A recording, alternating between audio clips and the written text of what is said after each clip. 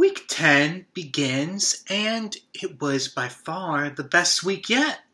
We have momentum. We have a very grand finale. And overall, I felt like I was engaged the whole time, which is quite rare for the first season for me. Yeah, up to this point in time, it's been pretty dull. There's been moments here or there, and I've spoken about them in their respective weeks.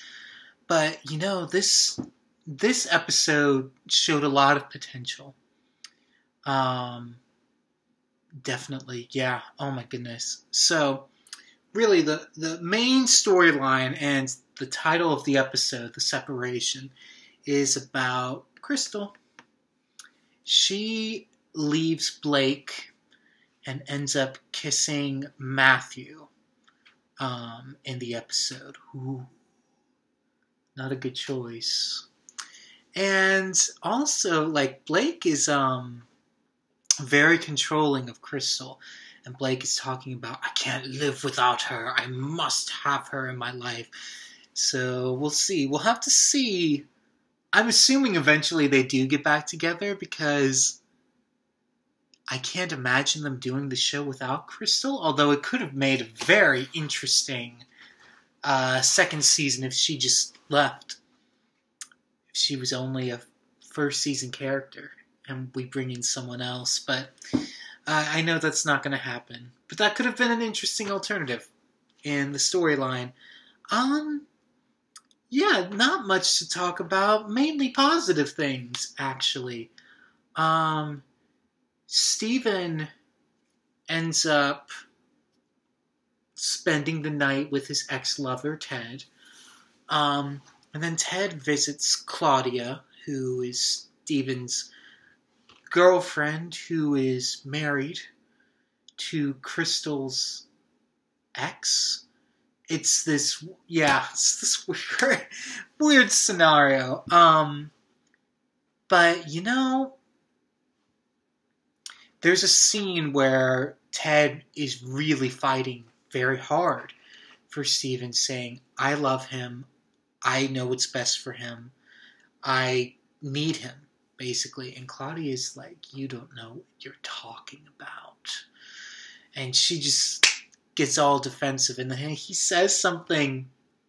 This was a missed opportunity. He says something of, I came into this really hoping that I would hate you. But I realized now that I can't do that. He says something along those lines, and what I wanted him to say was, I realize now that my anticipation was correct. And storm out of the place. And she's like, ooh, feisty. It could have been an interesting alternative to the scene. But let's be honest, those are not the main... That's not the main thing that happens in the storyline. Steven chooses himself. He doesn't choose Claudia. He doesn't choose Ted. He chooses himself. He says, I don't know. It's neither of you two. I need to be away from me. I need to find out who I am and all of this other stuff. And Ted strangely concedes quite quickly. You know what that was? They were running out of time for the episode. And so they wanted a very specific scenario, but interestingly enough, it doesn't, in my mind, fully make sense compared to where Ted was previously in the episode. And he talks about, I need him, he's mine, and all of that other stuff. But yeah. I don't know. I think they wrapped that up really quickly, and they're like, we can be friends. It's like, ooh, I don't think so. Probably not, honestly. Not the way Ted was fighting for him. No way. Usually friends in these situations, it's a mutual agreement. Stepping away. That's not what this was. So, all of that aside, Blake, Daddy, hears that he discovers who Ted is, meets with Ted, and Ted is lying about who he is, but Blake can see right through him. It's this really awkward, intense scene. It's great. Filled with great tension. Wonderful.